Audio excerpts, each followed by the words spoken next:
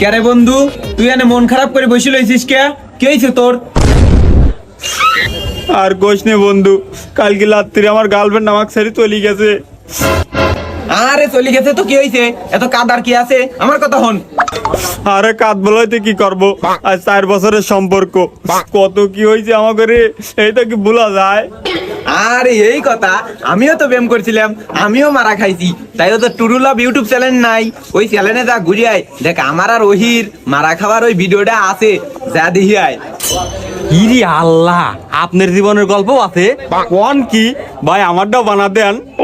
ও গেদা, তুইও বানাবি চাচ্ছিস? তাহলে একটা কাম কর, তোর নাম আর তোর গার্লফ্রেন্ডের নাম আর তোর জীবন কাহিনী সুন্দর করে লিখবি, লেহি লয়া টুরু লাভ ইউটিউব চ্যানেল আছে না, ওনে যায় একটা ভিডিও কমেন্ট করে দিয়ে আসবি, তারপরের দিন যা চেক দিবি, তাই দেখ কামা গেছ।